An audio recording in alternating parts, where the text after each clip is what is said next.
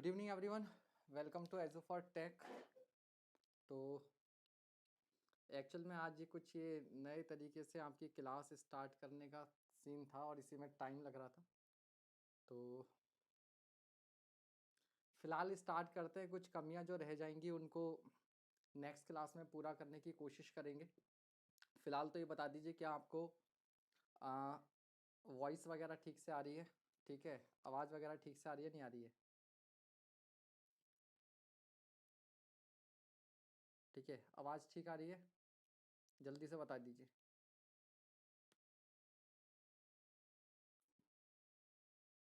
तो इसीलिए आपकी क्लास में आज टाइम भी लग रहा था। तो करके देखते हैं आज इस एक्सपेरिमेंट को कितना कामयाब होता है। ठीक है, तो फटाफट सबसे पहले पहला क्वेश्चन आपके सामने है, तो इसको हम लोग करेंगे। ठीक है, ट्राई कीजिए। साउंड स्लो है। ठीक है, अपने फ़ोन में वॉल्यूम इंक्रीज कीजिए पहले। ठीक है, अपने फ़ोन में वॉल्यूम फुल कर लीजिए, फिर बताइए साउंड कैसी आ रही है। ठीक है, स्लो है बहुत, वॉल्यूम इंक्रीज कर दें। ओके, एक सेकेंड वेट कीजिएगा।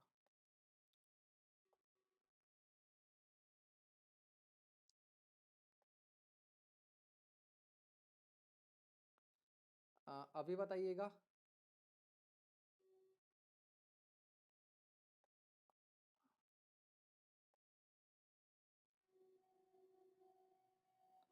अभी बताइएगा अब कैसे आवाज़ है? अभी वॉल्यूम ठीक आ रही है क्या? अभी बताइए। चलिए, अब बताइएगा ज़रा, अब वॉल्यूम कैसी आ रही है? एक्चुअली बाहर का शोर ना आए इसलिए उसको थोड़ा सा कम रखा गया था। ठीक है, तो एक आध क्लास का टाइम लगेगा, लेकिन फिर ये एडजस्ट हो जाएगा सिस्टम। ठीक है, तो जल्दी से बताइए। अभी ठीक है, परफेक्ट है। ओके, तो बैकग्राउंड नॉइज को कम करने के लिए इसको थोड़ा सा मिनिमम पे रखा गया था, बट अभी ठीक आ रहा है तो गुड है। चलिए, तो पहला क्वेश्चन हमारे सामने है। ठीक, करते हैं इसको भाई हम लोग भी। ठीक, चलिए। तो कह रहा है इन a drained triaxial compression test. अभी भी स्लो है दिलीप जी? अभी भी स्लो है?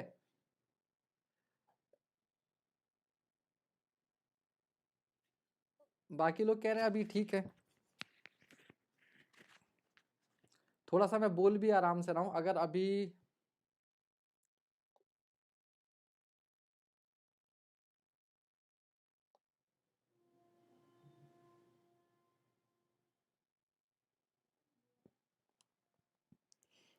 अभी बताइए। चलो मैं अपने फोन में चेक करके देखता हूँ। थोड़ा सा मैं बोल भी आराम से रहा हूँ। अगर अभी यार मेरे फोन में तो परफेक्ट आ रही है आवाज, देखो।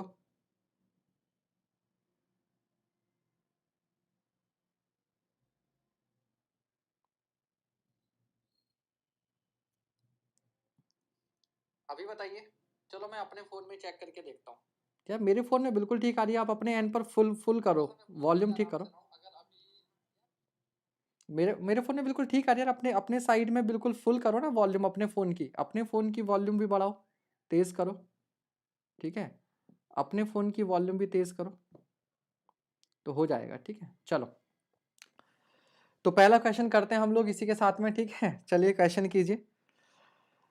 तो इन अ ड्रेन्ड, क्वेश्चन क्या आपका? In a drained triaxial compression test a sample of sand fails at a deviator stress of. ठीक है, तो आपको ट्राईएक्सियल टेस्ट याद होगा। ट्राईएक्सियल टेस्ट में क्या होता था? हमारे पास एक सॉइल स्पेसिमेन होता था, इस पर हर तरफ से ऑल थ्री डायरेक्शन से कुछ कन्फाइनिंग प्रेशर इस पर लगता था, जिसको हम लोग क्या बोलते थे? सेल प्रेशर, या सिग्मा थ्री भी इसको हम लोग बोलते थे। This is sigma three, this is sigma three, this is sigma three. फिर क्या करते थे हम लोग? जो वर्टिकल डायरेक्शन है उसमें कुछ एक्स्ट्रा स्ट्रेस लगाते थे, डेल्टा सिग्मा। तो जो वर्टिकल डायरेक्शन होती थी उसमें आपकी स्ट्रेस क्या होती थी? इंक्रीज कर जाती थी। स्ट्रेस इंक्रीज कर जाती थी जिसको हम लोग बोलते थे डेविएटर स्ट्रेस। तो हमारी जो मेजर प्रिंसिपल स्ट्रेस होती थी वो होती थी minor principal stress plus deviator stress del sigma. ठीक है, तो थोड़ा बहुत आपको याद होना चाहिए इस क्वेश्चन को करने के लिए।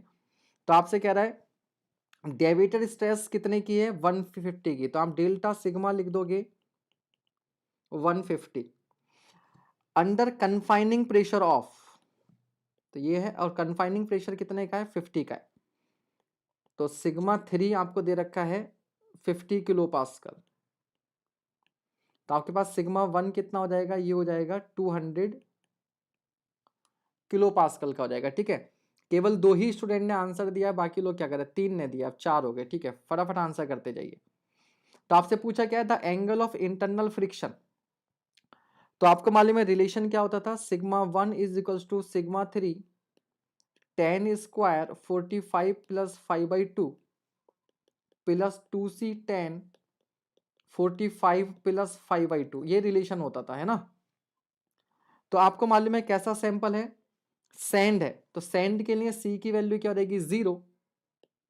अब सिग्मा 1 आपको मालूम है, सिग्मा 3 आपको मालूम है, यहां से फाई की वैल्यू आ जाएगी। एक तरीका तो इसको करने का ये, ठीक है, तो एक तरीका तो यह है शो करने का कि आप लोग क्या लिख देंगे, सिंपल सा लिखेंगे sigma 1 is equals to sigma 3 10 square 45 plus 5/2, sigma 1 आपको मालूम है, सिग्मा 3 आपको मालूम है, 5 निकल जाएगा, कैलकुलेटर एग्जाम में अलाउ है। दूसरा तरीका क्या होता है देखिए शो करने का, दूसरा तरीका ये होता है कि हम क्या करेंगे, यहाँ पर मोहर सर्किल ड्रॉ करेंगे। तो मोहर सर्किल ड्रॉ करना आपको मैंने सोम में बता रखा है ऑलरेडी। ठीक है, मोहर सर्किल कैसे ड्रॉ करते हैं, तो मोहर सर्किल ड्रॉ करने के लिए हम लोग क्या करेंगे, ये 2 लाइन होती हैं, यहां पर बच्चे हमारे पास ये क्या आता है सिग्मा 1, ये क्या होगा सिग्मा 1, ये क्या होगा सिग्मा 3, ये इसका सेंटर होगा, और आप यहां से क्या कर देंगे,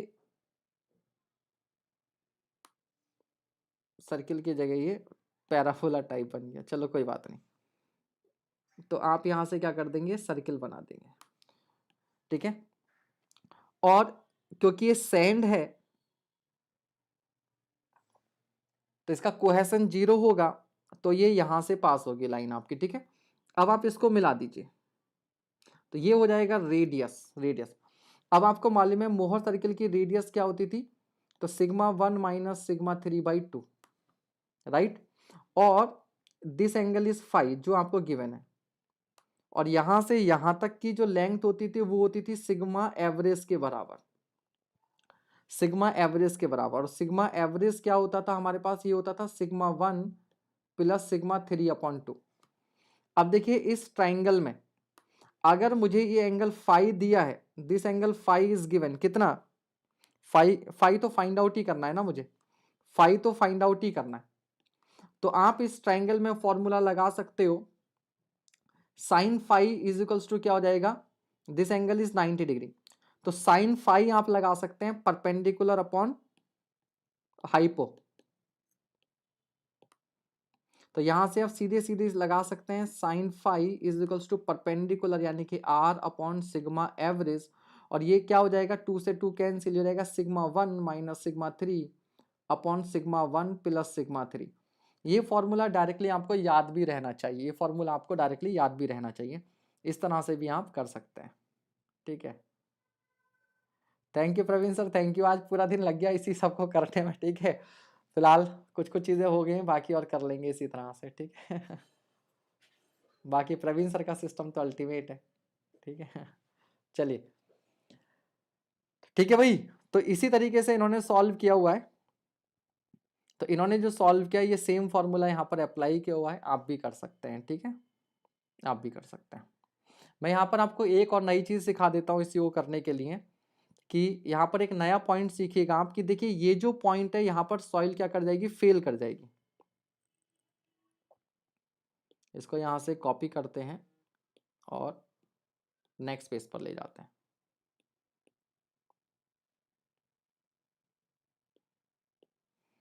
देखिए ध्यान दीजिएगा, ये वाला जो प्लेन है दिस इज फेलियर प्लेन।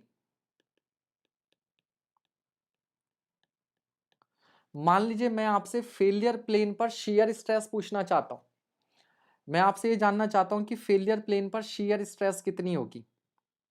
ठीक है,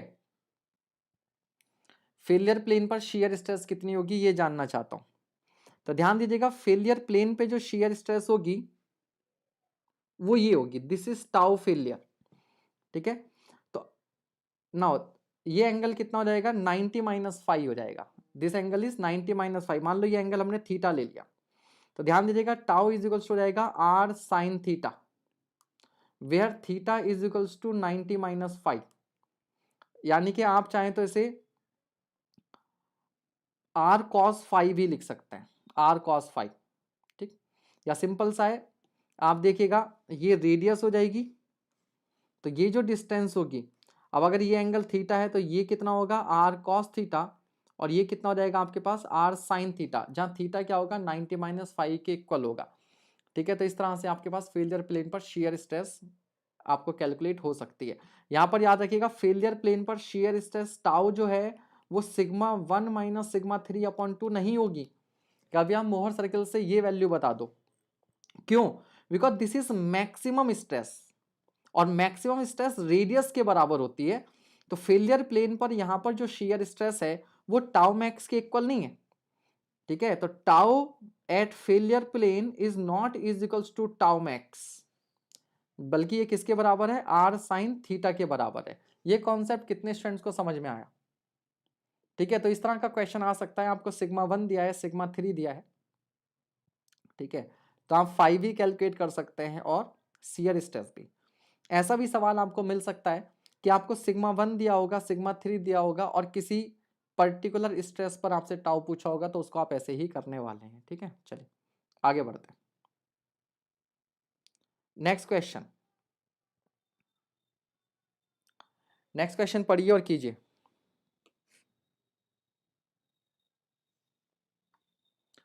ठीक है, तो सवाल पढ़िए, समझिए और कीजिए। क्या कह रहा है क्वेश्चन में, a soil sample is subjected to hydrostatic pressure sigma. तो किसी सॉइल सैंपल पर क्या लग रहा है, हाइड्रोस्टैटिक प्रेशर सिग्मा लग रहा है। द मोहर circle for any point in soil sample would be. तो ये क्वेश्चन सॉइल का कम है सर, साइन थीटा और कॉस थीटा, एक बार फिर समझा दीजिए बेटा। सिंपल सी बात है, जिधर से एंगल बनता है उधर वाला कंपोनेंट क्या होता है, आर कॉस थीटा। तो ये कंपोनेंट कितना होगा, आर कॉस थीटा होगा, और दूसरी साइड में ये वाला कंपोनेंट कितना होगा, आर का आर साइन थीटा होगा। इसमें तो कुछ करना ही नहीं है ना, ये तो सिंपल कंपोनेंट है। ये आप यहां से यहां तक आर कॉस थीटा, और शियर स्ट्रेस कौन सी होती है, वर्टिकल वाला, वाई कोऑर्डिनेट टाउ होता है, तो वो कितना होगा, आर साइन थीटा होगा, ठीक है।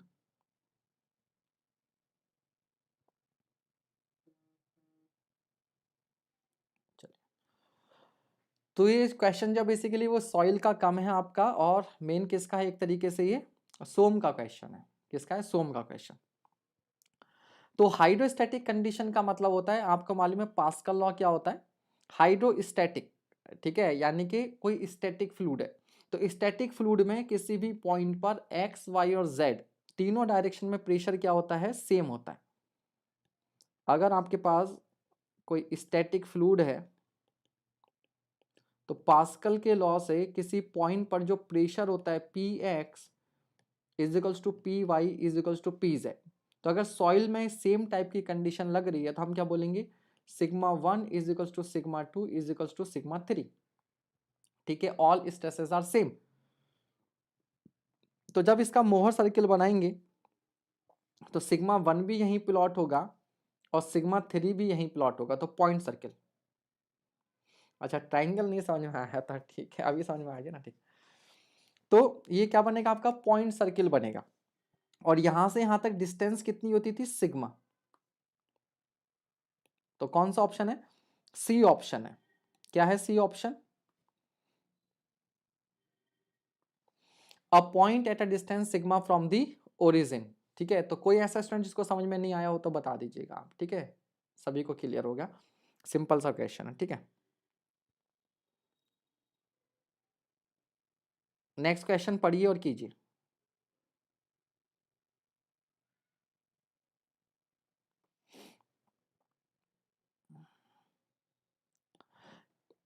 कह रहा है consider the following statements related to the pore pressure parameters A and B.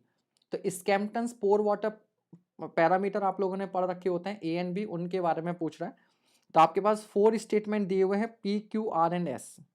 4 statement हैं, P Q R and S, और आपसे पूछा है for this statement which one of the following option is correct.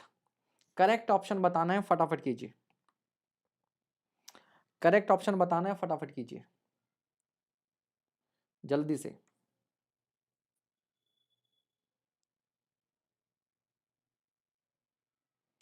तो आंसर आ रहा है आपका सी।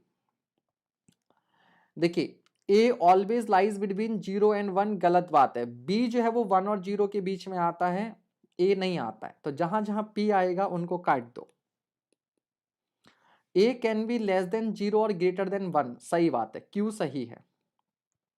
Be always lies between 0 and 1 बिल्कुल सही है। तो क्यू और आर सही है। तो आंसर आपके पास क्या हो जाएगा, सी हो जाएगा। तो जो पैरामीटर आपका कौन सा,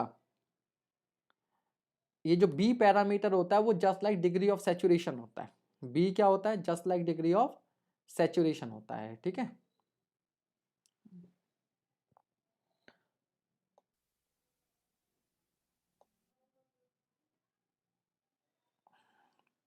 क्लियर हो गया, ठीक, इजी क्वेश्चन था।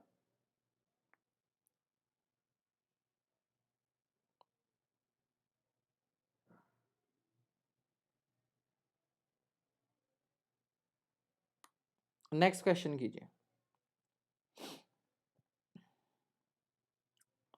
पढ़िए सवाल क्या कह रहा है। In the consolidated undrained triaxial test, एक कंसोलिडेटेड अनड्रेन्ड ट्राइएक्सियल टेस्ट है आपके पास on a saturated soil sample. Saturated soil sample, the pore water pressure is 0। Consolidated undrained triaxial test में पोर वाटर प्रेशर 0 होता है during sharing stage only, at the end of consolidation stage only, both at the end of consolidation. ऐसा करते हैं, इन दोनों option को भी वहीं ले जाते हैं।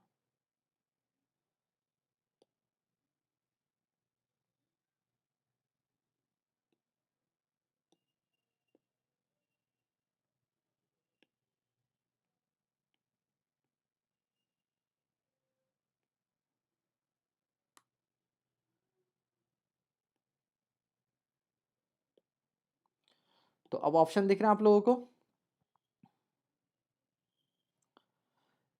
आंसर आ गया, कुछ क्वेश्चन का आंसर आ गया बी।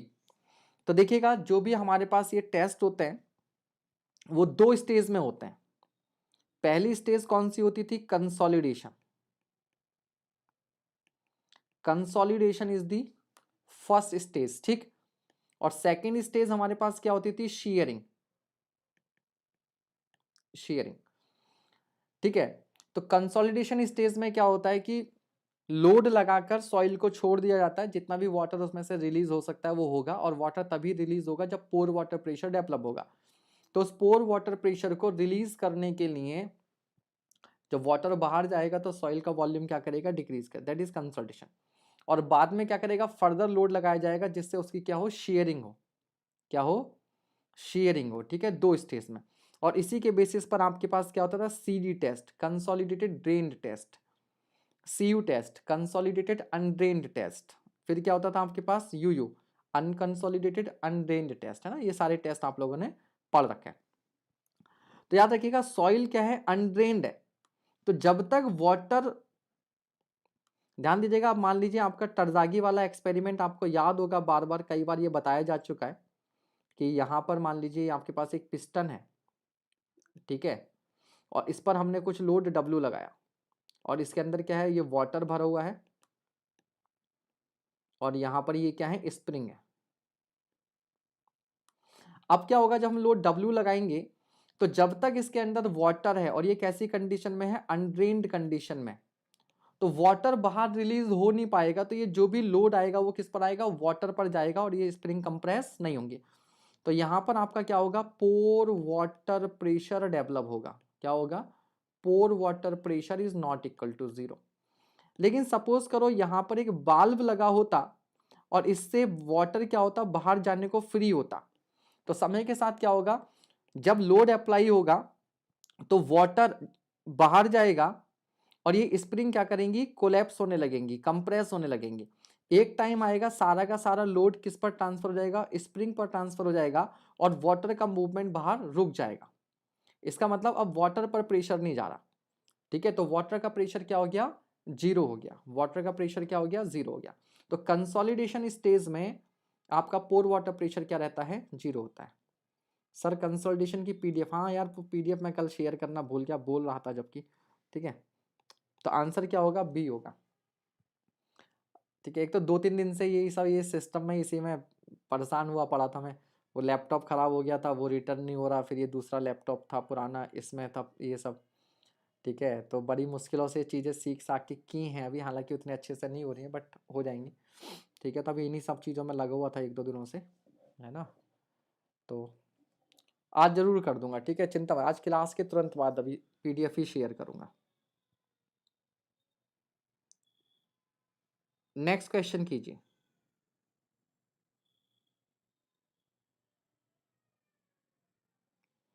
नेक्स्ट क्वेश्चन पढ़िए और कीजिए।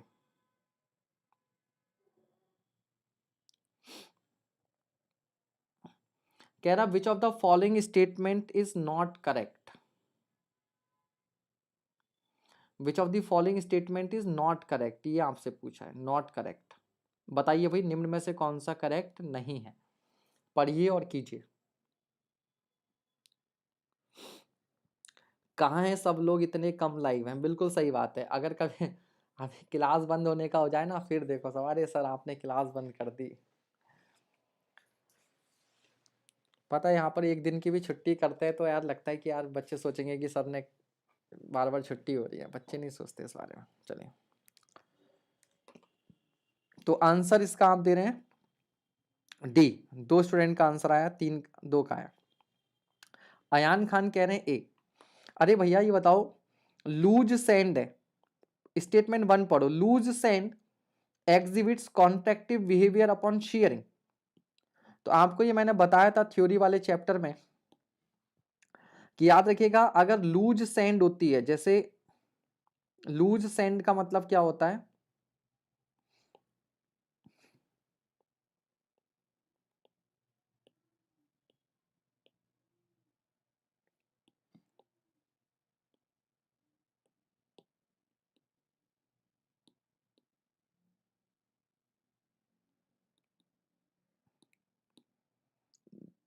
देखो बेटे ये लूज सेंड है, ये लूज सेंड है।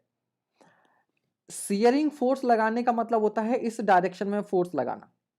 मान लीजिए इस डायरेक्शन में हमने क्या किया, इस तरीके से शियरिंग फोर्स लगाया, तो जब ये शियरिंग फोर्स लगता है तो लेयर एक दूसरे पे क्या करती हैं, स्लिप करती हैं, और ये लेयर स्लिप होकर क्या करती हैं, इनकी टेंडेंसी ऐसे होती है कुछ इस तरह की।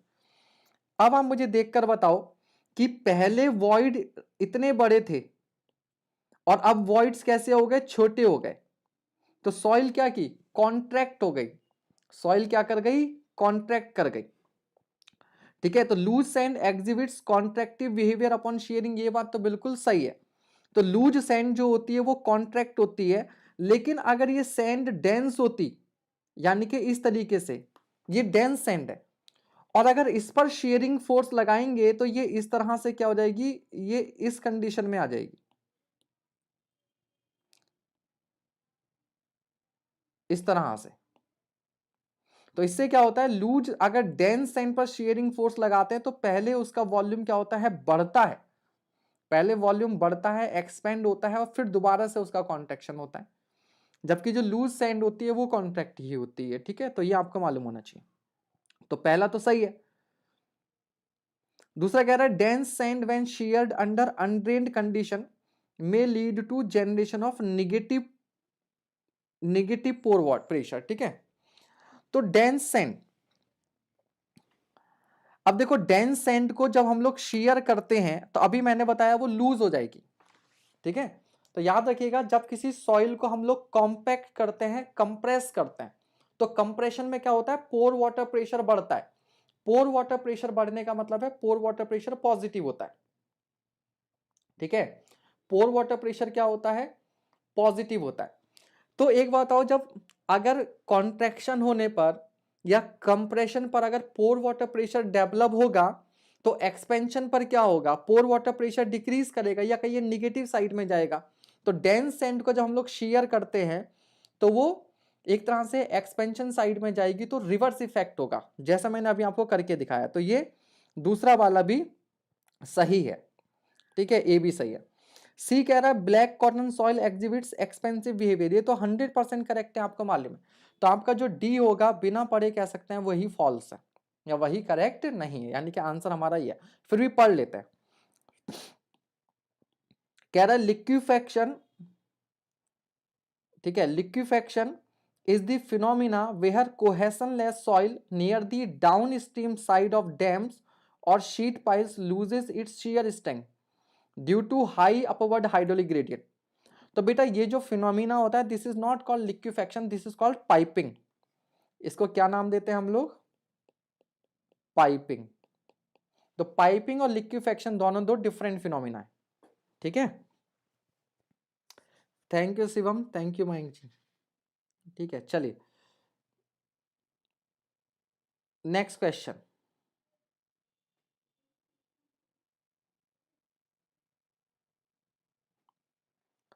नेक्स्ट क्वेश्चन पढ़ते हैं हम लोग।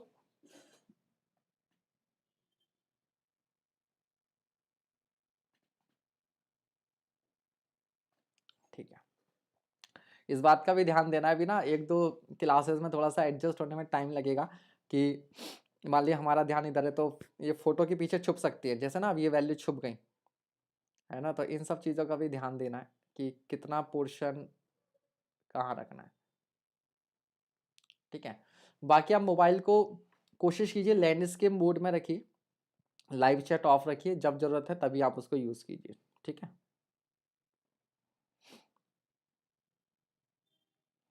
सर मुझे बस लास्ट के 2 स्टेटमेंट समझ आया था, अब सारे आगे, वेरी गुड, ठीक है। हाँ तो जितना मुझे आता है उतना तो मैं एक्सप्लेन कर ही दूंगा, ठीक है। चलिए नेक्स्ट, अब कह रहा है अगले क्वेश्चन में,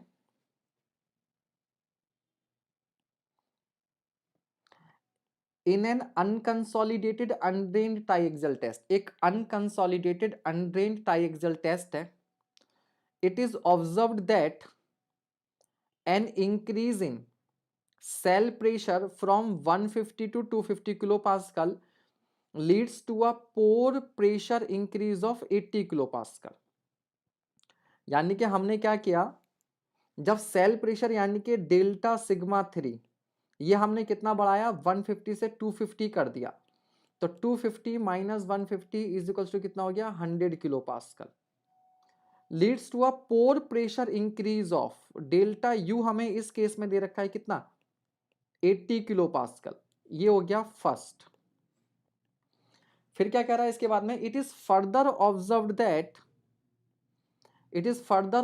that an increase of 50 kilopascal in deviatoric stress. तो delta sigma D is equals to हमें दे रखा है 50 किलोपास्कल, और इसकी वजह से जो पोर वाटर में प्रेशर जो चेंज आया है वो आया है 25 किलोपास्कल, 25 किलोपास्कल का। तो हमसे पूछा क्या है, the value of Skempton's pore pressure B, B की वैल्यू हमसे पूछी है, व्हाट इज बी, ठीक है, बी की वैल्यू। निशिकांत कह रहे सर हमारे क्लास में फोटो नहीं आती आपकी, अरे आज ही तो फोटो आई है पहली बार, ठीक है, इस तरीके से अगली क्लास में भी आएगी अगली क्लास में भी आएगी, ठीक है। चलिए तो याद रखिए भैया, पोर वाटर जो दो आपके कोफिशिएंट होते थे, तो एक जो ये कोफिशिएंट बी होता था, ये बी होता था change in pore water pressure due to change in cell pressure. यानी कि अगर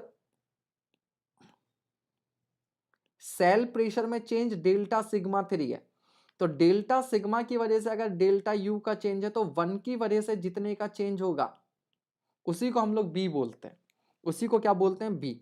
तो भैया 80 अपॉन 100 ये सिंपल सा क्या हो जाएगा 80/100 दैट इज 0.8 0.8। तो आप ये कह सकते हैं कि 80% सेल प्रेशर जो है 80%, अब जब हमने सेल प्रेशर को बढ़ाया तो 80% of cell pressure is converted to pore water pressure. 80% of cell pressure is converted to pore water pressure. Answer आपका आ गया, ठीक है।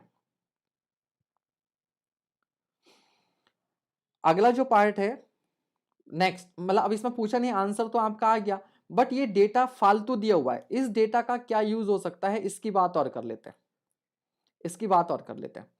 तो एक्चुअल में क्या होता है, ये कोफिशिएंट होता है A B, A into B is equals to coefficient A dash, और ये हमारे पास होता है बच्चे delta U upon delta sigma D.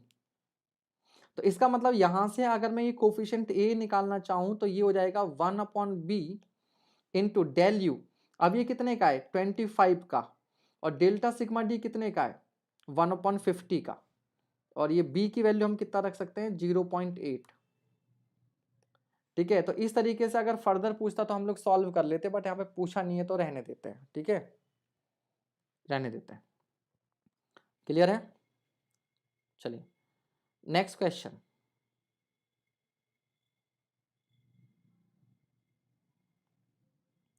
Next question पढ़िए और कीजिए।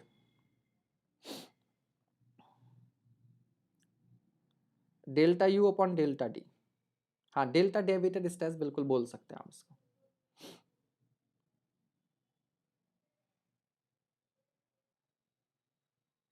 मैंने गलत तो नहीं लिखा है ना, सही लिखा था ना, हाँ सही तो लिखा था। चलिए इस क्वेश्चन को कीजिए फटाफट। कैसी सॉइल है आपकी, for a saturated cohesive soil, एक सैचुरेटेड कोहेसिव सॉइल आपके पास है। A triaxial test yields the angle of internal friction phi as 0। The conducted test is, the conducted test is, ठीक है। तो देखिए इसका आंसर है अनकंसोलिडेटेड अनड्रेन टेस्ट। अब इसको समझते हैं कैसे। तो जब हमारे पास यूयू टेस्ट होता है अनकंसोलिडेटेड अनड्रेन, तो हम कहते हैं friction is not mobilised, friction is not mobilised. अब एक्चुअल में क्या होता है याद रखिएगा, ये जो कोफिशिएंट सी और फाई होते हैं दे आर नॉट कांस्टेंट, ठीक है, ये डिपेंड करते हैं, depends on the soil condition, soil किस कंडीशन में है उस पर, and type of test, type of test किस तरह का टेस्ट कर रहे हैं उस पर डिपेंड करता है, ठीक है, उस पर डिपेंड करता है, ठीक है। मिथिलेश जी ये सारे के सारे टेस्ट बहुत अच्छे से एक्सप्लेन किए हुए हैं, एजुफॉर टेक पर ही मेरे सॉइल मैकेनिक्स के लेक्चर्स पड़े हुए हैं, एक बार आप देख लीजिएगा पूरा चैप्टर। शियर स्ट्रेंथ बहुत बेहतरीन तरीके से करवाया हुआ है, बहुत डिटेल में करवाया हुआ है, बहुत बारीक बारीक चीज़ें, इवन मोहर कूलॉम इक्वेशन कैसे डेराइव हुई, किस तरह से वो इक्वेशन बनी है, tau is equal to sigma tan phi plus C, वो भी आपको मालूम चल जाएगा, ठीक है। तो एक बार देखिएगा, ठीक है। फिलहाल हम इसकी बात करते हैं। अब एक बात बताइए, मान लीजिए हमारे पास एक ही इंक्लाइन प्लेन है और यहां पर एक ब्लॉक कुछ मास m का रखा हुआ है, दिस एंगल इज थीटा। तो अगर ये ब्लॉक यहां पर अभी स्टेबल है तो मैं क्या बोलूंगा, इसका वेट mg जो लगता है वो नीचे की ओर लगता है। इस mg के दो कंपोनेंट होते हैं, इधर होता था हमारे पास mg साइन थीटा, और इसका जो परपेंडिकुलर कंपोनेंट होता था वो होता था mg कॉस थीटा, और यहां इधर लगता था नॉर्मल रिएक्शन, नॉर्मल रिएक्शन। तो होता क्या था, ये नॉर्मल रिएक्शन जो है वो mg cos थीटा के बराबर आ जाता है। अब देखिए फ्रिक्शन की वजह से, ठीक है, अब देखिएगा बेटा यहां पर ये क्यों रुका हुआ है, क्योंकि पीछे की ओर लग रहा है फ्रिक्शन फोर्स, और फ्रिक्शन फोर्स जो होता है वो होता है म्यू एन, तो ये हो जाएगा आपके पास क्या mu mg cos theta, friction की वैल्यू आ गई। अब देखो ये जो mg साइन थीटा है ये इस ब्लॉक को क्या करेगा, नीचे स्लिप कराने की कोशिश करेगा, क्या करेगा, नीचे लाने की कोशिश करेगा इस तरह से, बट फ्रिक्शन इसे क्या करेगा, अपनी जगह पर रोक कर रखने की कोशिश करेगा। तो हम लोग क्या बोल देंगे, हम बोल देंगे यहां पर कि फ्रिक्शन यानी कि mu M G cos theta is equals to M G sine theta. तो यहां से म्यू बराबर हो जाएगा टेन थीटा और थीटा की वैल्यू आ जाएगी tan inverse mu, tan inverse mu. तो यहां पर बेसिकली जो फ्रिक्शन था, जो फ्रिक्शन लग रहा था वो इसको इक्विलिब्रियम में रखने के लिए यूज हो रहा था, तो हम इसको बोलते हैं फ्रिक्शन इज मोबिलाइज्ड। ठीक है, ये मोबिलाइज का मतलब क्या होता है ये भी मैंने बहुत अच्छे से अपने लेक्चर में एक्सप्लेन कर रखा है। एक आर्मी वाले एक्सपेरिमेंट से एग्जाम्पल से मैंने बताया था आपको कि कोई राजा है, मान लीजिए इंडिया ही है, मान लीजिए इंडिया चाइना इंडिया पाकिस्तान कुछ वॉर हो जाए, तो ऐसा नहीं है कि कोई राजा अपनी पूरी सेना को एक बार में भेज देता भाई जाओ लड़ाई करो। अगर मान लो 10 लाख की सेना है तो वो कहेगा पहले 2 लाख को भेजते हैं, 2 लाख से काम चल जाए, 2 लाख से काम नहीं चलेगा तो फिर 5 लाख भेजेंगे। ठीक है, तो इसको बोला जाता है मोबिलाइज करना। तो कोई भी समझदार पर्सन अपनी फुल स्ट्रेंथ को एकदम से मोबिलाइज नहीं करता है, तो फ्रिक्शन के साथ ये मोबिलाइजेशन का कॉन्सेप्ट जो है वो जुड़ा होता है। अब मान लीजिए सेम प्रॉब्लम में, मान लीजिए अगर यही प्रॉब्लम होती और हम क्या करते कि हम लोग क्या करते इस ब्लॉक को यहां पर एक रस्सी से बांध देते। किससे बांध देते, एक स्ट्रिंग से बांध देते, रस्सी से। अब मुझे बताओ फ्रिक्शन की वैल्यू कितनी आती, क्या इस केस में फ्रिक्शन मोबिलाइज होता। अब मुझे बताओ अगर मैंने इस ब्लॉक को इस रस्सी से बांध दिया तो अब क्या यहां पर फ्रिक्शन लगेगा, अब फ्रिक्शन नहीं लगेगा। क्यों, क्योंकि इस mg sin थीटा को इस रस्सी के अंदर की जो टेंशन होगी वही संभाल लेगी। तो अब जब फ्रिक्शन मोबिलाइज नहीं हुआ तो इस केस में कोफिशिएंट ऑफ फ्रिक्शन की वैल्यू क्या निकल कर आएगी, 0 निकल कर आएगी।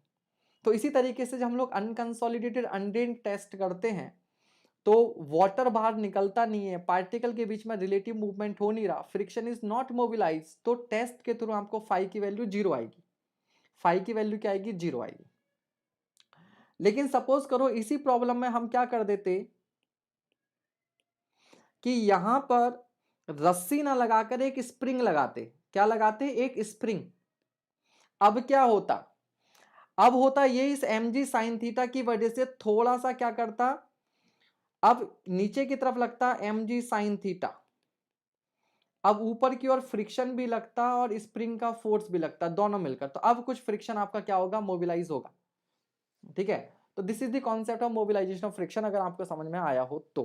ठीक है, चलिए अगले क्वेश्चन की तरफ बढ़ते हैं।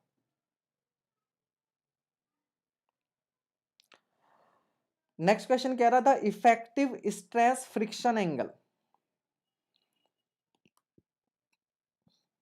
याद रखिएगा जो ये फ्रिक्शन एंगल जो होता है और जो कोहेशन होता है वो टोटल स्ट्रेस पर भी कैलकुलेट होता है और इफेक्टिव पर भी, दोनों पर।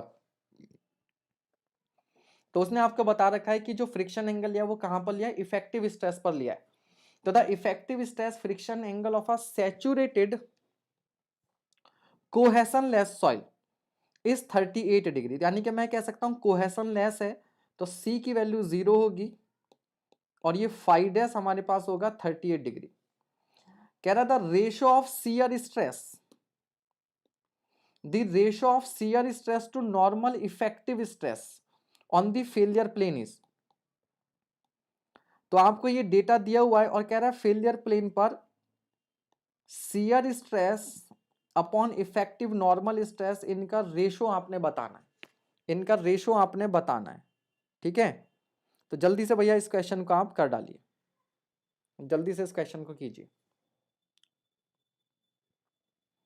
आप लोग सभी स्टूडेंट को मैं बोलूंगा मेरी मैराथन क्लासेस एजुफॉरटेक पर सॉइल मैकेनिक्स की अवेलेबल है, एनवायरनमेंट की है, हाइड्रोलॉजी की है, इरिगेशन की है, स्टील की है, शायद आरसीसी की भी है, सीपीएम पर बिल्डिंग कंस्ट्रक्शन की है। तो 7-8 मैराथन क्लासेस पड़ी हुई हैं, उन लेक्चर्स को आप देखते रहो। ठीक है, बीच बीच में उनको देखते रहोगे, एक दिन में एक सब्जेक्ट बड़े आराम से आप निपटा सकते हैं, तो आपका रिवीजन होता रहेगा। ठीक है, आपका रिवीजन जो है वो उनके थ्रू होता रहेगा। ठीक, चलिए तो आपको मालूम है भैया मोहर कूलॉम इक्वेशन क्या होती थी, tau failure is equals to sigma bar 10 5 plus 6। अब यहाँ पर कोहेशन तो जीरो है, तो सीधा सा सीधा क्या है, tau failure upon sigma bar is equals to 10 5। तो 10 38 डिग्री कैलकुलेटर आपको अलाउ होगा, आप इजिली इसको सॉल्व कर सकते हैं, इजिली सॉल्व कर सकते हैं। ठीक है, तो 0.781 इज द वैल्यू। ठीक है, 0.781 इज द वैल्यू। क्लियर हो गया, सिंपल सा क्वेश्चन है, आप सभी कर लेंगे, कोई दिक्कत इसमें होने वाली नहीं है।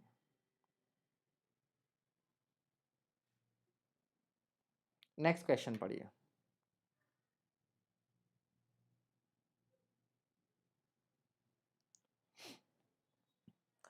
पढ़िए और कीजिए, क्या कह रहा है।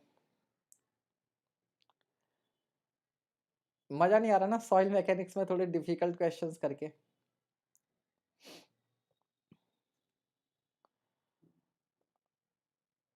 मैं कुछ ये सोच रहा हूँ अब, ठीक है, 1-2 दिन में स्टार्ट करूंगा, शायद कल से ही हो जाए, कि फिलहाल मैं अब इस वाले बैच को कुछ समय के लिए रोकने का सोच रहा हूँ। ठीक है, और मैं ये चाह रहा हूँ कि अब जब तक आपका गेट का एग्जाम है, क्योंकि ये जो मैं ये वाला सेशन लेके चल रहा हूँ ये लॉन्ग टर्म के लिए, तो इसको यहीं पर रोक देंगे और गेट के एग्जाम के बाद में इसको यहीं से कैरी करेंगे।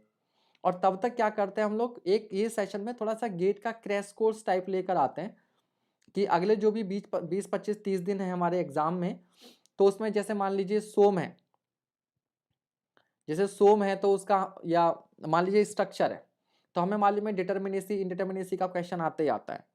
मान लीजिए हाईवे है, तो हाईवे का हमें मालूम है जो ज्योमेट्रिक डिजाइन वाला पोर्शन है वहां से क्वेश्चन आते ही आता है। ठीक है, स्टील है उसका हमें मालूम है प्लास्टिक एनालिसिस का क्वेश्चन आते ही आता है। आरसीसी है वहां से प्री स्ट्रेस से क्वेश्चन बनते ही बनता है। तो हम लोग ये कर सकते हैं कि गेट के एग्जाम तक इस बैच को काइंड ऑफ क्रैश कोर्स करवा दें, जहां पर एक ही सब्जेक्ट को इतना खींचने के बजाय सभी सब्जेक्ट के थोड़े थोड़े क्वेश्चन, इंपॉर्टेंट टॉपिक और उनके क्वेश्चंस करें गेट में आए हुए। ठीक है, ताकि जो इस बार गेट दे रहे हैं उनको थोड़ा सा फायदा हो जाए। और जैसे ही गेट हो जाए फिर नेक्स्ट ईयर को टारगेट करते हुए, यानी कि एक लॉन्ग टर्म में 4-5 महीने का टारगेट करते हुए, जिस तरह से हमने सॉइल के क्वेश्चन अभी तक किए हैं उसी तरीके से आगे भी सॉइल के क्वेश्चन हम लोग करें। मतलब ये सेशन थोड़े टाइम के लिए स्टॉप लगेगा, बंद नहीं होगा, इसको यहीं से आगे कंटिन्यू कर देंगे।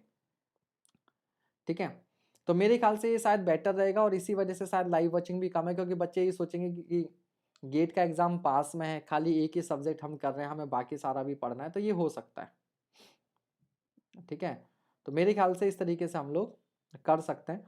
तो मैं इसे कल से ही इम्प्लीमेंट जो है मैं इसको कर देता हूँ। बाकी जो स्टूडेंट बाद में इसे देखें ऑफलाइन कमेंट करके जरूर बताइएगा। ठीक है, इस तरह से मेरे ख्याल से ज़्यादा सही रहेगा कि अगले 30 दिन है तो मैं कम से कम 30 दिन में या 20-25 दिन में इतना करवा दूं कि कम से कम आपका गेट क्वालिफाई तो हो ही जाए।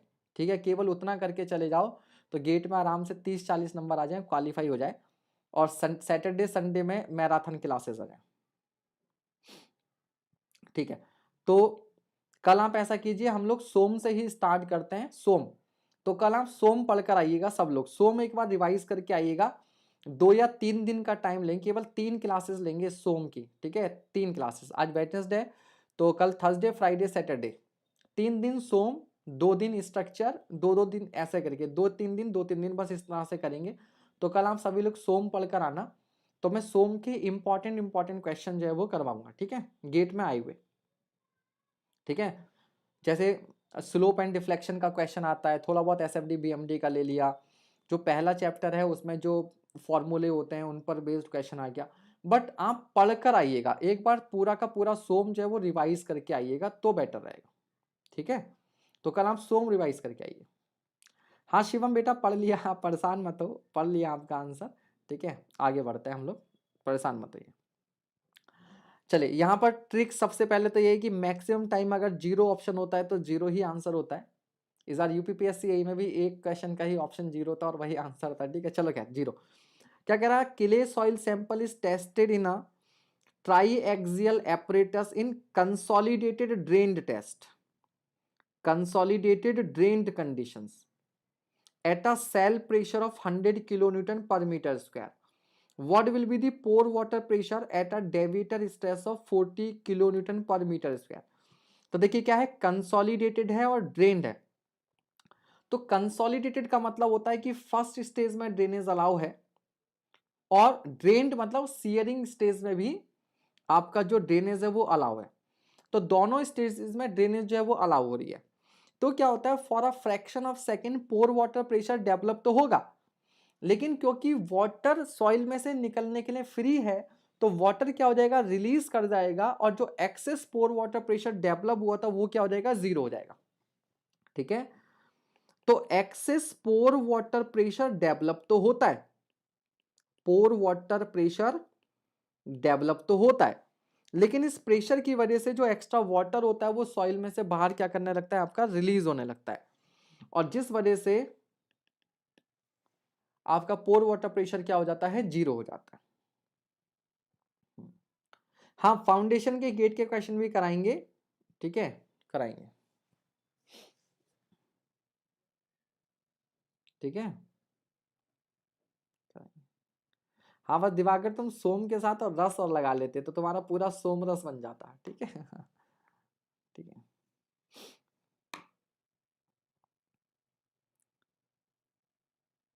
चलिए, ठीक है, तो आंसर क्या होगा इसका?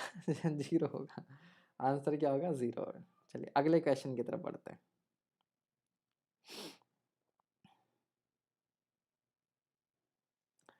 पढ़िए भैया और कीजिए इस क्वेश्चन को, कीजिए इस क्वेश्चन को।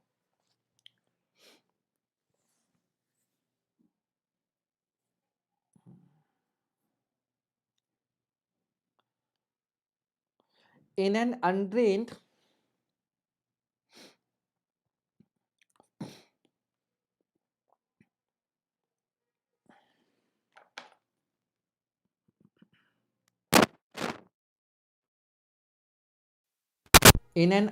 triaxial test on a saturated clay, the Poisson ratio is।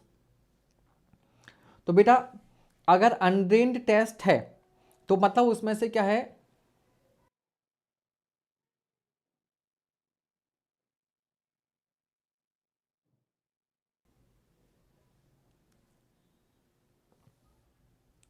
ठीक है, तो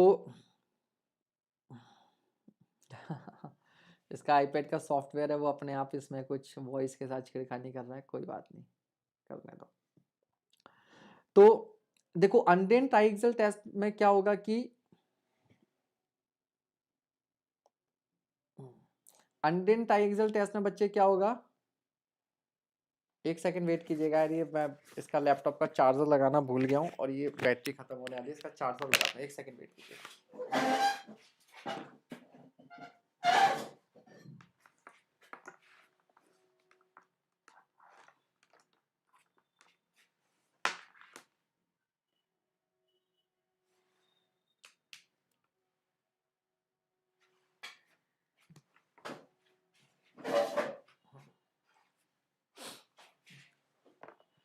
ठीक है, चलिए, तो अनड्रेन्ड टेस्ट में क्या होगा, वाटर बाहर रिलीज हो नहीं सकता, so there will not be any change in the volume, volume में कोई चेंज नहीं आता, जिससे वॉल्यूमेट्रिक स्ट्रेन क्या हो जाती है, जीरो। बट प्रॉब्लम यह है कि अगर वॉल्यूमेट्रिक स्ट्रेन को हम जीरो करेंगे तो उससे क्या हो जाता है, म्यू की वैल्यू होनी चाहिए हाफ, 0.5।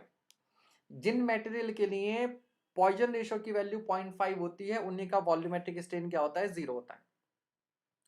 फॉर्मूला शायद आपको याद होगा, वॉल्यूमेट्रिक स्ट्रेन का क्या होता था, sigma X plus sigma Y plus sigma Z upon upon E into 1 - 2 mu, या देख लेना ई होता था या 2 ई होता था, इस समय एग्जैक्टली ध्यान नहीं आ रहा, ठीक है, बन जाएगा वो तो कोई दिक्कत नहीं है, बट फिलहाल ये समझ लो कि यहाँ पर ये 2 म्यू कंडीशन आती थी, 1 - 2 म्यू। तो अगर वॉल्यूमेट्रिक स्ट्रेन जीरो होनी है तो 1 - 2 म्यू को जीरो होना पड़ेगा, जिससे म्यू की वैल्यू हाफ आती थी, बट वैसा ऑप्शन यहाँ पर है नहीं। तो इस प्रॉब्लम को सॉल्व करने के लिए हम लोग क्या करते हैं, जो लेटरल स्ट्रेन होती है उसको जीरो कर देते हैं। क्या करते हैं, लेटरल स्ट्रेन को जीरो कर देते हैं, यानी कि हॉरिजॉन्टल स्ट्रेन को। तो जब हम लोग हॉरिजॉन्टल स्ट्रेन को जीरो करेंगे तो क्या होगा, सिग्मा 3 अपॉन ई माइनस का mu time sigma 1 upon E minus का mu time sigma 2 upon E is equal to 0। अब सिग्मा 2 और सिग्मा 3 बराबर होते हैं क्योंकि सेल प्रेशर के बराबर होते हैं। Shivam volume change due to confining pressure is 0, so sigma 3 is equal to 0, ऐसा कोई जरूरी नहीं है, याद रखिएगा हमेशा, ठीक है। वॉल्यूमेट्रिक स्ट्रेन 0 होने का मतलब लेटरल स्ट्रेन 0, ऐसा कोई जरूरी नहीं है। तो ऐसे मटेरियल जिनका पॉइजन रेशो हाफ होता है, तो होता क्या है कि लेंथ इंक्रीज करने की वजह से वॉल्यूम जितना एक्सपेंड करता है, इधर से कॉन्ट्रैक्शन की वजह से उतना ही वॉल्यूम रिड्यूस हो जाता है, ठीक है। तो नेट वॉल्यूम 0 होता है, तो वहां पर लेटरल स्ट्रेन, एक्सियल स्ट्रेन भी होती है और लेटरल स्ट्रेन भी होती है। तो वॉल्यूमेट्रिक स्ट्रेन 0 होते हुए दोनों स्ट्रेन हो सकती हैं, ठीक है। तो वॉल्यूमेट्रिक स्ट्रेन 0 होने का मतलब कभी भी ये नहीं होता, बट यहाँ पर you have to take this assumption, otherwise problem solve होगी नहीं। और ये चीज हम लोग अर्थ प्रेशर थ्योरीज में भी पढ़ते हैं, ठीक है, वहां भी हमें करना होता है। अब यहाँ पर सिग्मा 2 इज इक्वल्स टू क्या हो जाएगा, सिग्मा 3 यहाँ पर रख देंगे, तो ये हो जाएगा 1 अपॉन ई, ये तो ई तो क्या हो गया, सब में से 0 हो गया, तो क्या हो जाएगा सिग्मा 3 की वैल्यू आप सिग्मा 3, हाँ ठीक है, तो सिग्मा 3 इज इक्वल्स टू हो जाएगा mu time sigma 1 plus sigma 2। तो यहां से म्यू की वैल्यू क्या रहेगी, सिग्मा, अच्छा इसको 3 कर दो ना, 3 कर दो, तो ये हो जाएगा आपके पास सिग्मा 1 प्लस सिग्मा 3। है क्या कोई ऑप्शन? तो मेरे ख्याल से ऑप्शन ए ही आपका हो जाएगा इसका, ठीक है, ऑप्शन ए ही आपका इसका हो जाएगा। समझ में आ गया? शिवम टाइपिंग कैसे कर लेता? हाँ यार, ये भी यार, ये पूरा का पूरा स्टेटमेंट इतना बढ़िया करके छाप देते हो, ठीक है। टाइपिंग कोई टाइपिंग स्टेनो स्टेनो का भी एग्जाम दिया है क्या भैया? क्या किसी के लिए टाइपिंग की प्रैक्टिस की हो, ऐसा है क्या? चलिए खैर,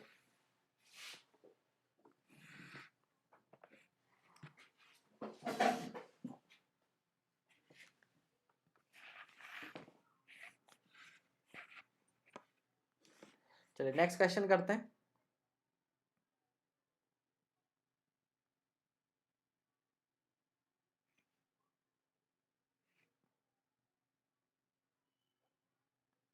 ठीक है, नेक्स्ट क्वेश्चन कीजिए फटाफट, जल्दी से पढ़िए आप लोग और कीजिए। ये सवाल आप लोगों के लिए, आप लोग कीजिए, जल्दी से करके बताइए। जितनी देर में हम टाइपिंग करते हैं तब तक सर 4-5 क्वेश्चन कर देते हैं। चलिए जल्दी से कीजिए।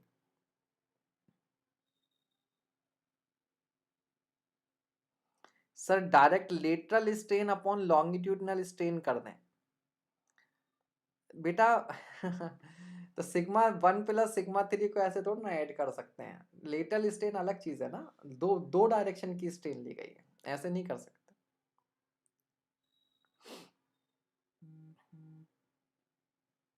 समझ गए निर्मल जी?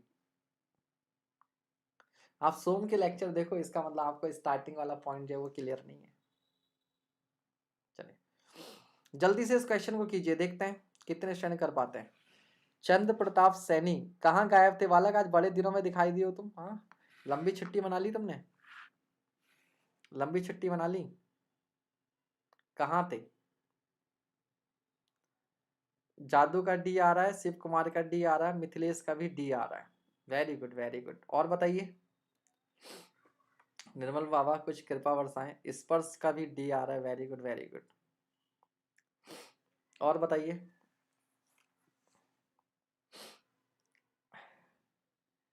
शिवम का भी डी आ रहा है, बहुत बढ़िया। और बताइए,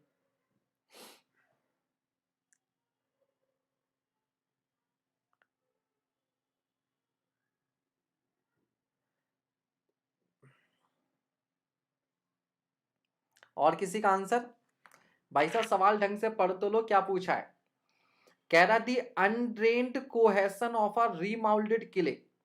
कैसी किले है? रीमाउल्डेड किले सॉइल है, ठीक है, रीमाउल्डेड किले सॉइल है, इस 10 kilo newton per metre square. यानी कि आपको दे रखा है अनड्रेन्ड कोहेशन ऑफ अ रीमाउल्डेड किलो, यानी कि CU रीमाउल्डेड, ये हमें दे रखा है 10 kilo newton per metre square. Sensitivity हमें दे रखी है 20, और यही पढ़कर आप सेंसिटिव हो गए और सवाल आपने गलत कर दिया। ठीक है, तो इतना भी सेंसिटिव आपको नहीं होना चाहिए डेटा के प्रति कि डेटा अगर दिया है तो वही पूछेगा। सवाल देखिए क्या कह रहा है, द करेस्पॉन्डिंग रीमाउल्टेड कंप्रेसिव स्ट्रेंथ पूछिए, यानी कि आपसे पूछा हुआ है रीमाउल्टेड। तो रीमाउल्टेड क्या होगा, 2 टाइम्स CU रीमाउल्टेड, यानी कि answer will be 2 into 10 is equals to 20। Answer is 20। ये सवाल बहुत बेहतरीन हो जाता, ये सवाल बहुत बढ़िया हो जाता अगर, और देखो वो भी आंसर आप जो सोचकर आंसर कर रहे थे वो भी आपका गलत था। वो कैसे गलत था आपका आंसर, अगर जो आप सोच रहे थे ना, अगर आपसे पूछा QU अनडिस्टर्ब्ड पूछता, QU अनडिस्टर्ब्ड, तो वो 20 into 20 वो भी तो 400 होता, 200 तो वो भी नहीं होता। समझ गए, CU का डबल करोगे और फिर उसको सेंसिटिविटी यानी कि 20 से मल्टीप्लाई करोगे तब भी तो 400 आंसर आता, और 400 ऑप्शन में ही है। ये सवाल बहुत बेहतरीन हो जाता अगर इनमें से एक ऑप्शन में कहीं पर 400 और दिया होता, या आपसे पूछा ही जाता ये वाली चीज अनडिस्टर्ब।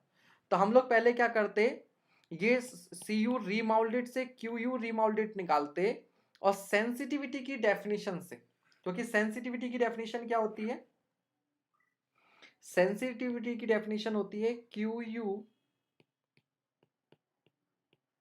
Undisturbed upon QU रीमाउल्डेड। रीमाउल्डेड, ठीक है। तो डेटा आपको बस ठीक है गड़बड़ करने के लिए दिया हुआ था। क्लियर है, कोई समस्या यहां तक बताइए भैया। तो ये सवाल बहुत बड़े था। अच्छा भाई, नेट की दिक्कत हो रही है, ओके नेट रिचार्ज करवाओ फिर। सेवाल को कोई प्रॉब्लम यहां तक, कोई प्रॉब्लम नहीं है ना, ठीक है। हाँ, चलिए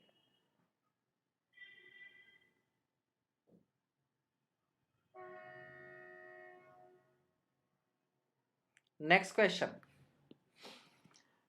the stress strain behaviour, the stress strain behaviour of soils as shown in the figure corresponding to. तो देखिए यहां पर क्या दिया हुआ है, एक्सियल स्ट्रेन,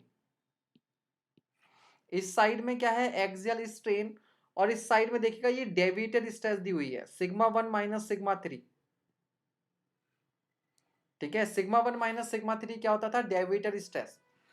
तो जब हम लोग डेविएटेड स्ट्रेस यानी कि जब एक्स्ट्रा स्ट्रेस लगाते हैं तो उसकी वजह से कुछ एक्सियल स्ट्रेन आती है। ठीक है, एक्सियल स्ट्रेन आती है। ज्योतिका जी लेट नहीं, कुछ ज्यादा ही लेट हो गए, अब तो क्लास ओवर होने वाली है, आज क्लास थोड़ी छोटी ही रहेगी आपकी। ठीक है, और ये शायद लास्ट क्वेश्चन है आज का। ठीक है, क्योंकि मेरा सारा टाइम जो है वो आज ये सब सेटअप वगैरह बनाने में लग गया, तो अभी अगली क्लास की PDF वगैरह भी तैयार नहीं है, तो थोड़ा सा बीच में टाइम चाहिए होगा कन्वेंशनल वाले का PDF वगैरह बनाने के लिए। ठीक है, तो कल से क्लासेस इसी तरह से हुआ करेंगी आपकी अब। ठीक है, और धीरे धीरे सिस्टम को थोड़ा सा और इम्प्रूव करने की कोशिश करेंगे। ठीक है, बस आपको थोड़ा सा इसमें ये रहेगा कि लेक्चर को आप अगर मोबाइल में लैंडस्केप मोड में देखेंगे तो बहुत अच्छा दिखाई देगा। ठीक है, तो ज़्यादा सही रहेगा। और लाइव चैट को तभी ओपन कीजिए जब आपको डाउट पूछना है। ठीक है, चलिए, तो यहां पर दो कर्व दिए हुए हैं और ये कर्व किसके लिए हैं, तो सबसे पहला कह रहा है जो कर्व 1 है वो लूज सैंड, कर्व 1 जो कह रहा है वो loose sand and normally consolidated clay के लिए है, या loose sand and over consolidated clay के लिए। दूसरा कह रहा है डेंस सैंड, कर्व 1 जो है वो dense sand and normally consolidated clay के लिए है, और कर्व 2 कह रहा है loose sand and over consolidated clay के लिए। अब 4 ऑप्शन है, तो मैं आपको पहले ही बता दूं, उसी के थ्रू हम लोग जाएंगे। कि याद रखिएगा यहां पर क्या होता है आपके पास, डेंस सैंड हो,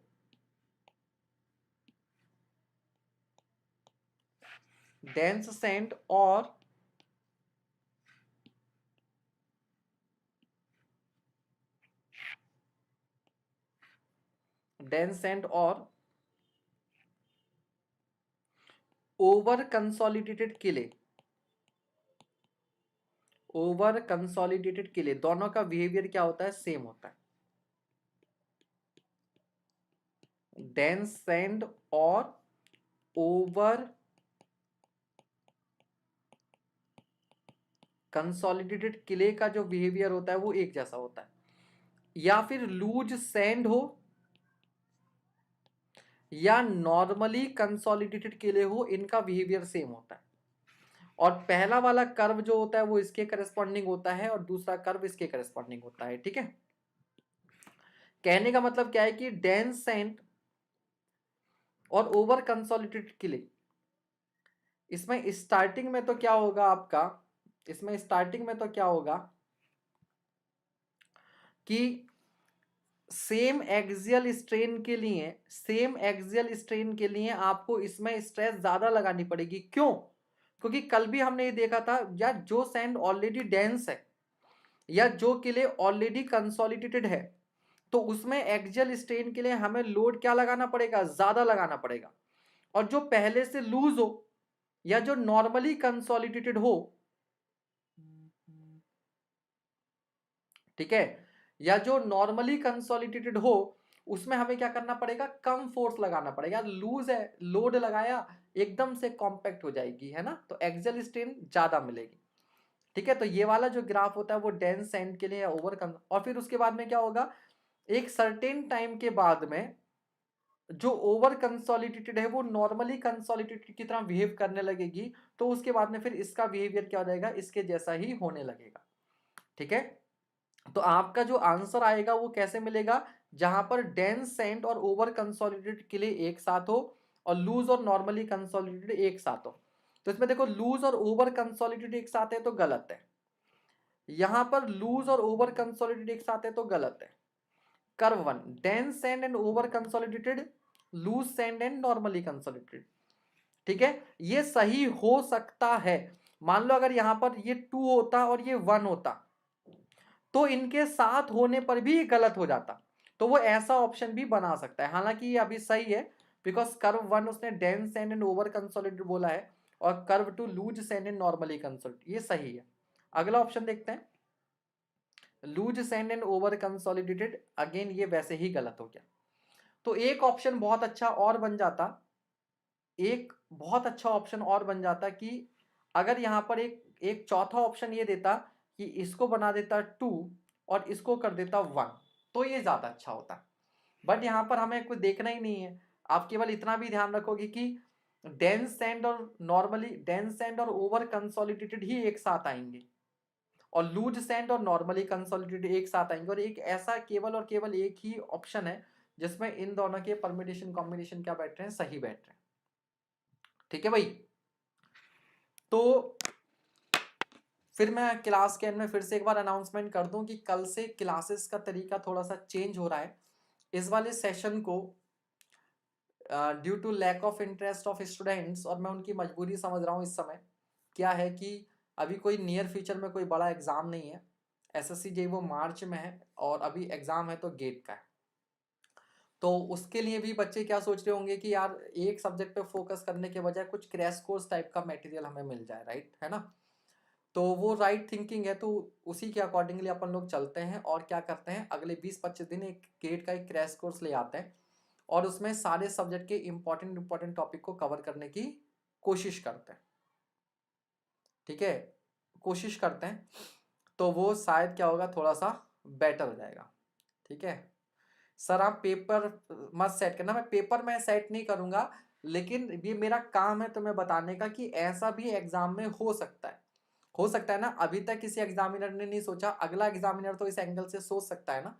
तो अगर हम उस तरीके से पहले ही खुद तैयार होकर जाए तो हमें एग्जाम में दिक्कत क्या होगी, कम होगी। सर जी आप अगर क्वेश्चन बनाएंगे तो सारे ऑप्शन बने। अरे तभी तो मजा है ना, पेपर ऐसा बने तो जिसने मेहनत की होगी ना तभी तो फायदा होगा। ठीक है, चलो क्या, तो बेटा अभी के लिए इतना ही, हम मिलते हैं 10 बजे कन्वेंशनल वाले सेशन में, ठीक है। सर लैक ऑफ इंटरेस्ट नहीं है, आगे एग्जाम्स हैं उसमें बिजी हैं सब। बेटा मैं कह रहा हूँ कि इस सेशन में इंटरेस्ट नहीं आ रहा क्योंकि अभी बच्चों का फोकस जो है वो डिफरेंट तरीके से। मैं भी अगर इस समय मान लो गेट का एग्जाम दे रहा होता तो 20-25 दिन पहले मैं भी यही सोचता यार, मैं डेली 1.5-2 घंटा केवल एक सब्जेक्ट को क्यों दूं, सॉइल को, है ना, कुछ ऐसा चाहिए जहां पर बाकी चीजें भी कवर हों, क्रैश कोर्स टाइप का इस समय वो उसकी रिक्वायरमेंट ज्यादा है, और वो बिल्कुल सही बात है। ठीक है, मैं भी वही सोच रहा हूँ। ठीक है, आप लोग मयंक को थैंक यू बोल दो। ठीक है, ये जो सिस्टम आज चल रहा है वो इसी की वजह से चल रहा है। ठीक है, मेरा लैपटॉप तो चला गया बेकार हो गया। ठीक है, थैंक यू मयंक। चलो हाँ, इस सेशन में कल से फिलहाल 3 दिन सोम चलेगा। सोम के ऑब्जेक्टिव क्वेश्चन जिनकी प्रोबेबिलिटी एग्जाम में आने की ज्यादा होती है, ठीक है, तो आप अगले 3 दिन सोम अच्छे से रिवाइज कर लीजिए। गेट के वो सारे इंपॉर्टेंट क्वेश्चन, जैसे पहले चैप्टर के जो फॉर्मूले होते हैं उन पर क्वेश्चन आता है, और आपका जैसे स्लोप एंड डिफ्लेक्शन पे क्वेश्चन बनते ही बनता है, कॉलम से 1-2 क्वेश्चन है, तो हर टॉपिक के 2-2 3-3 क्वेश्चन हम लोग उठाएंगे जिनकी प्रोबेबिलिटी जो है वो एग्जाम में आने की ज्यादा होगी, उन क्वेश्चंस को लेके चलेंगे। उसके बाद स्ट्रक्चर लेंगे, तो स्ट्रक्चर में हम लोग कुछ क्वेश्चन डिटर्मिनेसी के कर लेंगे, कुछ क्वेश्चन ट्रस्ट के कर लेंगे, कुछ आर्चेस के कर लेंगे, कुछ ILD के कर लेंगे। तो 2-3 क्लास में 2-2 4-4 क्वेश्चन लेके सबका एक कॉन्सेप्ट जो है वो बिल्डअप हो जाए। इसी तरह से RCC के कौन से क्वेश्चंस बन सकते हैं गेट में अच्छे, उनकी बात कर लेंगे। ठीक है, फिर स्टील है, इस तरह से हाईवे वगैरह में है, और आपका जैसे हम लोग एनवायरमेंट में देखें तो वाटर क्वालिटी पैरामीटर पर क्वेश्चन आता ही आता है, एल्कलिनिटी हार्डनेस पर क्वेश्चन आता है। ठीक है, तो उन सबको हम लोग क्या करेंगे, इस तरह से हम लोग करेंगे। ठीक है, मैं PDF बिल्कुल अभी आपको हाथों हाथ सेंड कर रहा हूँ, कल की भी और आज भी जो क्वेश्चंस किए हैं उनके। ठीक है, चलिए फिर अभी के लिए इतना ही, फिलहाल मिलते हैं हम लोग 10 बजे। Thank you.